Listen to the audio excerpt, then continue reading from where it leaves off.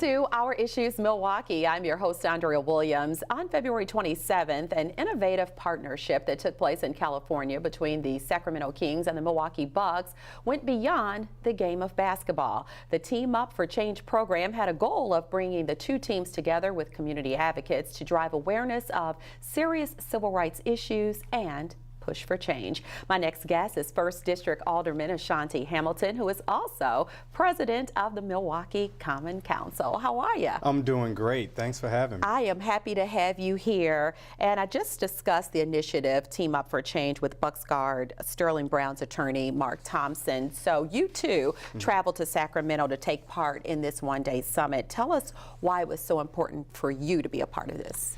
Well, I think it was important to have representatives from the city willing to speak on this very important issue, and not in a defensive posture, right? Recognizing what the problems are in the city and committing the city's effort in addressing the issue, taking it seriously, and trying to find solutions to a very obvious problem. For people living in the city. And Mr. Thompson actually told us that it was announced at the summit that Milwaukee is actually going to host the summit next year at the Fiserv Forum. So what are you hoping to see happen when it comes to addressing these important issues, not only in Sacramento and here in Milwaukee, but across the country? Right.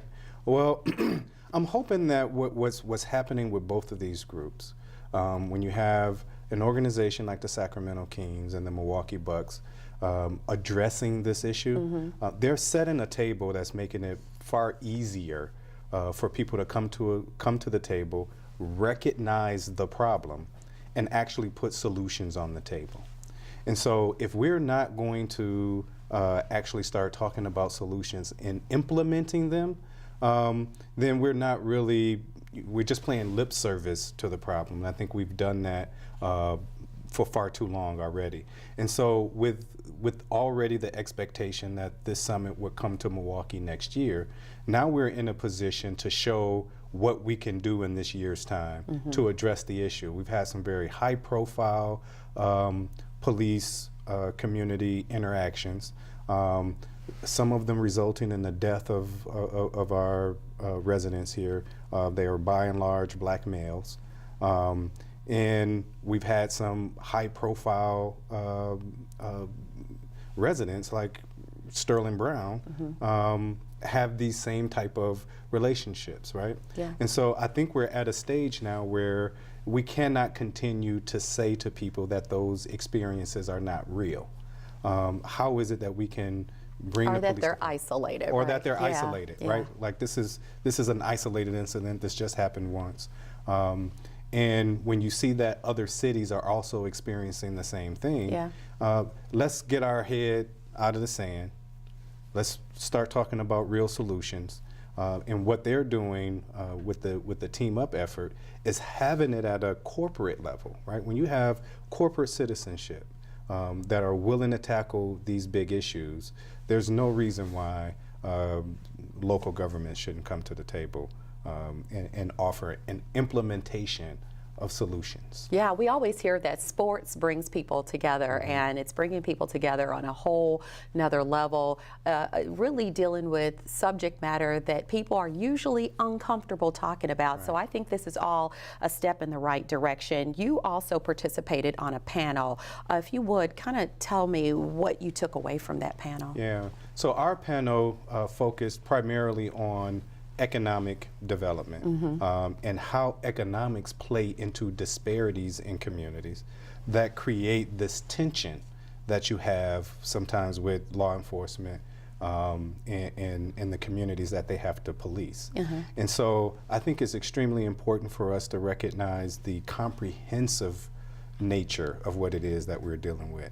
A lot of people are willing to recognize institutional racism in the realm of law enforcement and in the criminal justice system, and then unwilling to recognize the institutional racism that exists in all of the other systems that kind of work together to suppress and disenfranchise people. Yeah. And the interconnectedness of many of the issues that we're dealing with oftentimes play out in law enforcement. And so our panel focused on, on the financial economic side of it.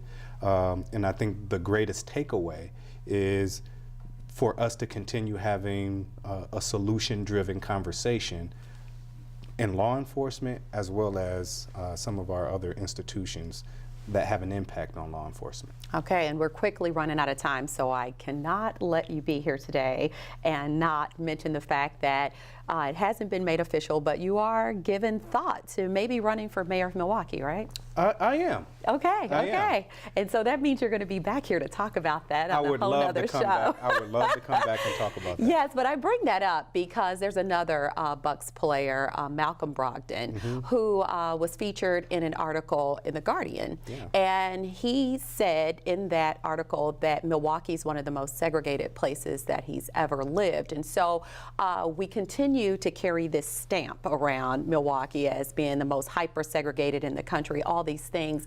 What would you like to see happen to begin to lift that cloud from over Milwaukee? Yeah, I think it's real important for us to start talking about first how we got here, right?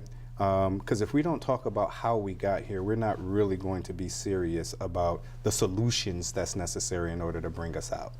And so in looking at what was happening in Sacramento, because they were a very proud city of the diversity that existed there, and that's one of the things that they promote as part of their city, is that we're diverse, we're a very integrated city, and you actually saw that when you were in the stadium. If we were able to have this conversation, not just within the city of Milwaukee, but as a region, right? Our surrounding suburbs should be able to recognize that a hyper-segregated city is actually less productive even for them. Their quality of life could actually improve if they were willing to recognize that suppressing your economic engine with the weight of this segregation that exists is not beneficial for the region.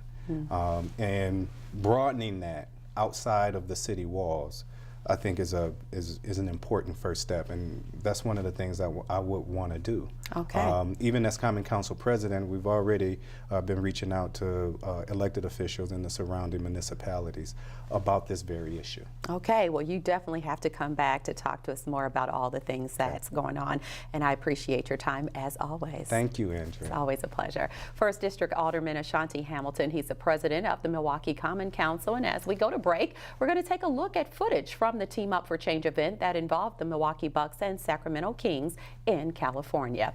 When we return to our Issues Milwaukee, we'll talk about the power of collaboration as we find out more about the Running Rebels community organization, and we'll do that right after this. We had a tragic event take place in our community.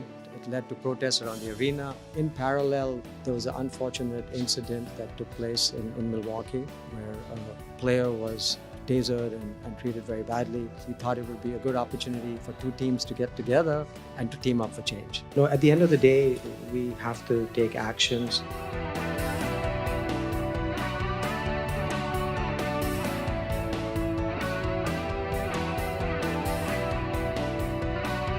Every black child deserves to have a legacy, even if all we have is this poetry. Our young folks need to know that they can make it. They can push past adversity, they can push past the challenges, but they don't have to do it alone.